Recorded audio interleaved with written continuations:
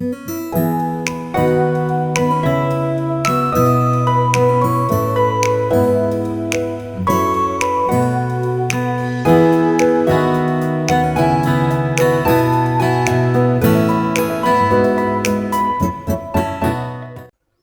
Hello, good morning, नमस्ते सगळ्यांना. जय भीम. मी सीमा. स्वागत आहे आपल्या सगळ्यांचं किचन सवंगडी आणि मी या चॅनलमध्ये. तर हा व्हिडिओ मी कालचा म्हणजेच रविवारचा तुमच्याशी शेअर करत आहे. तर आता सकाळचे वाजत आलेले आहेत जवळपास 8:45 वाजत आलेले आहेत आणि इथे ना मी माझं सगळं आवरून किचनमध्ये आलेले. तर मस्तपैकी गॅसवर माझा ब्लॅक टी होतोय आणि एका साईडला मी उडदाची डाळ दळून घेतेय.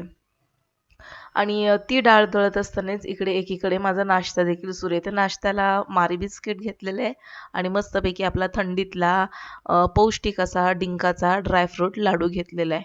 तर आता सध्या तरी मी याचा नाश्ता करते आणि मग त्याच्यानंतर मस्तपैकी खमंग असे उडीद वडे ज्याला आपण मेदू वडे असं म्हणतो. तर ही जी उडदाची डाळ आहे ना, तर ही रात्रीच भिजत घातली होती. छान अशी डाळ भिजली की मस्त अशी बारीक वाटली जाते.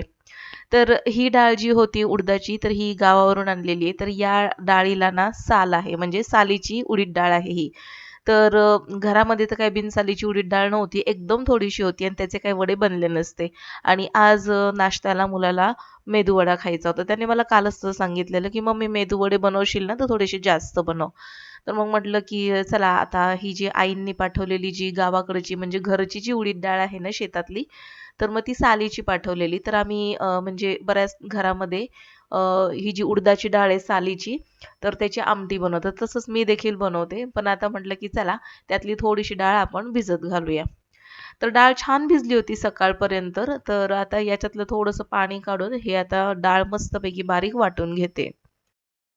आता या डाळीला साल असलं तरी देखील जास्त काही फरक असा पडणार नाहीये. उलट हे जे वडे आहेत ते जास्तीचेच पौष्टिक बनतील. कारण की सालीमध्ये खूप मोठ्या प्रमाणामध्ये फायबर असतं आणि हे फायबर आता या वड्यांमध्ये मस्तपैकी मिक्स होईल.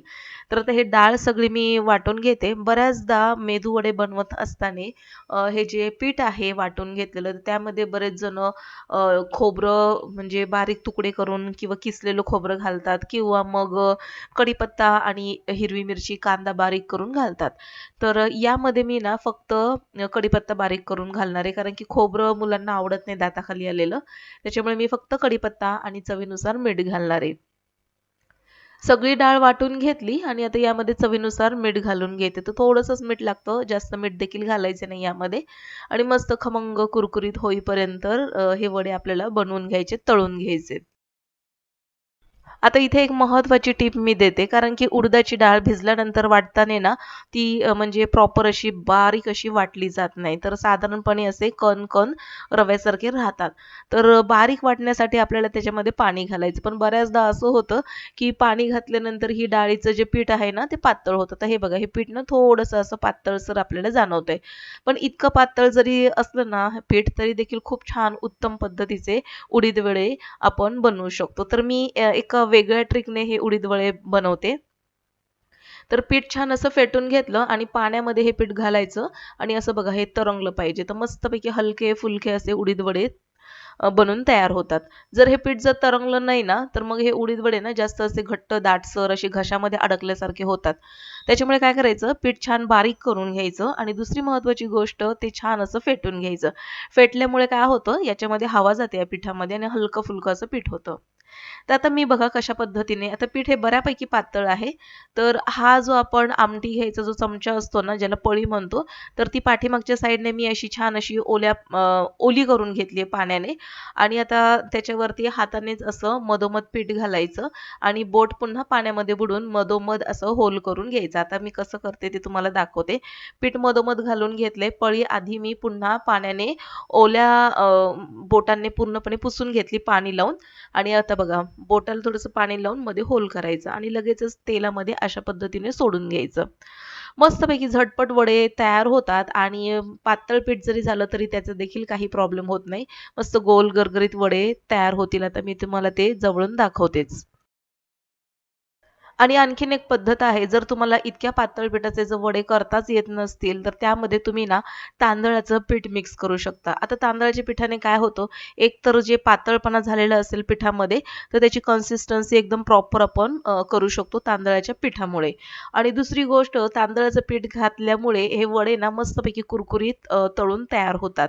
किंवा मग तुम्ही बारीक रवा देखील घालू शकता. तर याच्यामध्ये मी दोन्हीपैकी काहीच घातलेले नाहीये.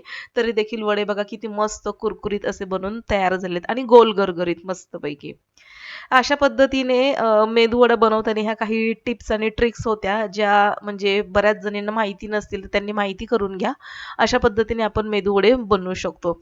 आणि घरामध्ये बनवलेले मेदूवडे ना भरपूर बनतात. विकतचे तुम्ही जर आणाल तर मला वाटतं काहीतरी ₹30 प्लेटमध्ये साधारणपणे 2 ते 3 वडे मिळतात आणि त्यांची क्वांटिटी फार लहान असते. पण अशा पद्धतीने जर घरी आपण बनवले तर आपले लहान मुलं मस्तपैकी पोटभर खातात. तर आता इथे चटणी बनवताना देखील ना माझ्याकडे ओला नारळ वगैरे नव्हता. तर म्हटलं आता चटणी बनवायची कशाची? कारण की त्याला चटणी देखील हवी होती. तर मी काय केलं, भाजके चणे जे असतात ना, तर ते घेतले जवळपास अर्धी वाटी घातले याच्यामध्ये आणि किसलेलं खोबरं जे डेसिकेटेड कोकोनट असतं ना, तर ते 2 चमचे यामध्ये घातलं आणि यामध्ये हिरवी मिरची, आलं, लसूण आणि कोथिंबीर, चवीनुसार मीठ आणि थोडंसं पाणी घालून छान असं फिरवून घेतलं. चटणी मस्तपैकी दाटसर झाली आणि सगळ्यात महत्त्वाचं चवदार झाली.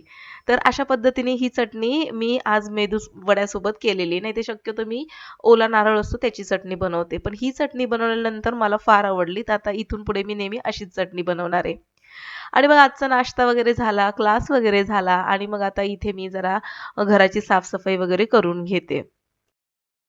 असं बऱ्याचदा आपल्या गृहिणींचं होतं, की कंटाळा आलेला असतो आणि कधीतरी असं वाटतं, की आज ना लादी पुसायची राहू दे. असंच आज मला वाटत होतं, की आज कंटाळा आलाय, आता आज लादी पुसायची राहू दे. रविवार आहे, थोडेसे सगळे लेट उठले होते. पण जसं मी विचार करते तसं कधीच होत नाही बरं का. आणि सगळ्यात महत्त्वाचं, क्लास होऊन गेला होता. त्याच्यामुळे कसं आहे, मुलं कधी-कधी वॉशरूमला वगैरे जातात. त्याच्यामुळे ना घर स्वच्छ ठेवणं तितकंच गरजेचं आहे. तर आता इथे मी लादी वगैरे पुसून घेतली. कारण की क्लास झाल्यानंतर ना मुलं बऱ्यापैकी या पॅसेजमध्ये वॉशरूमला, त्याच्यानंतर हात धुण्यासाठी बाथरूमला वगैरे जातात. तर लादी पुसणं गरजेचं आहे. तर घर आपण जितकं स्वच्छ ठेवू तितकं कमीच आहे. तर बघता-बघता बऱ्यापैकी मी घरातलं काम उरकलं होतं आणि आज संडे म्हटल्यानंतर काहीतरी जेवणामध्ये स्पेशल हे असणारच आहे. पण आणखीन काय स्पेशल असणार आहे हे यांनी आणखीन काय आणलेलं नाहीये. कारण की आज संडे म्हटल्यानंतर यांच्या असतात मॅचेस आणि ग्राउंडमध्ये मॅचेस होत्या आणि ग्राउंडवर या मॅचेसवाल्यांसाठी जेवण देखील होतं. त्याच्यामुळे मुलांचे पप्पा गेले म्हटल्यानंतर मुलं देखील तिकडेच जाणार होते. त्याच्यामुळे मला आज फक्त वडे आणि चटणी वगैरे आज बनवायचं होतं. त्यातलेच थोडेसे वडे मी बाजूला काढून ठेवलेले आहेत. तर तेच मी दुपारी वगैरे खाईल आणि थोडासा रात्रीची भात आणि आमटी आहे. तर असं आजचं माझं दुपारचं साधं सोपं जेवण आहे आणि रात्रीचं मग मला काय वाटेल तो मी स्वयंपाक करेल. तर असा होता आजचा माझा दिवस आणि असं होतं आजचं माझं रुटीन. तर संडे असल्यामुळे मुलगा मस्तपैकी फोनवर इकडून तिकडे फिरतोय. निवांत आहे. संडे म्हटलं की शनिवार, रविवार त्याला 2 दिवस सुट्टी असते. निवांत असतो तो. तर असं होतं आजचं माझं रुटीन. आजचं माझं रुटीन आवडलं असेल तर नक्कीच लाईक करा. माझ्या चॅनलवर जर पहिल्यांदाच आले असाल तर नक्कीच सबस्क्राईब करून बेल आयकॉन प्रेस करा. भेटू पुन्हा तोपर्यंत बाय.